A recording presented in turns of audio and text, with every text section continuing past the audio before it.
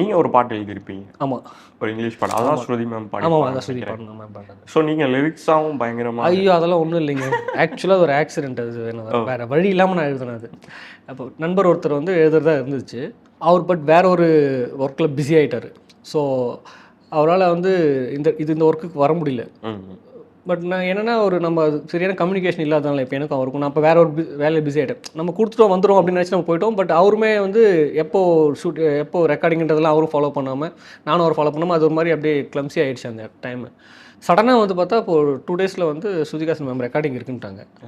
நான் அப்போ அவர்கிட்ட ஃபோன் பண்ணி பிரதர் முடிச்சாச்சா அப்படின்னு கேட்கும்போது இல்லை பிரதர் போயிட்டுருக்கு அப்படின்னாரு. அப்புறம் அவரே சொல்லி இல்லை பிரதர் நீங்கள் வேறு ஆளை வச்சு பண்ணிவிடுங்க, எனக்கு செட் ஆகுமான்னு தெரியல, டைம் இல்லைன்ற மாதிரி சொன்னார். ஸோ என்ன பண்ணுறதுன்னு தெரியாமல் இப்போ நம்ம விமான சார் நாளைக்கு போய் மீட் பண்ணணும். பண்ணும்போது நான் ஏதோ ஒன்று சொல்லணும், சார் ஒன்று தள்ளி வைங்க இல்லாட்டி வேறு லிஸ்டஸ் பார்க்கணும்னு சொல்லணும். இப்போது அதுக்கு முன்னாடி சரி நம்ம ஒன்று ட்ரை தான் பண்ணி பார்த்துருமோ என்ன வருது எழுதுறோம்னு சொல்லிட்டு நம்ம கதை நமக்கு தெரியுன்ற நம்ம எழுதின கதைன்றதுனால ஸோ அதுக்கு என்ன பேசிக்காக இருக்கணுமோ வந்து நானே உட்காந்து எழுதிட்டேன் நைட்டாக எழுதிட்டு மறுநாள் காலையில் போய் விமான சார்ட்ட கொடுத்தேன். சார் இது வேறு வழியில் சார் நானே எழுத வேண்டியது கட்டாயம் ஆச்சு, எழுதிட்டேன் சார், இது ஓகேவான்னு பாருங்கன்னாரு. அவர் அப்படியே அந்த டியூனில் போட்டு பார்த்துட்டு நல்லா இருக்கு, சின்ன சின்ன கரெக்ஷன் நம்ம இதே பண்ணிடலாம் அப்படின்ட்டாரு. இனி வீட்லயே பானிபூரி செய்யலாம் எல்லாரும். ஆச்சி பானிபூரி கிட்.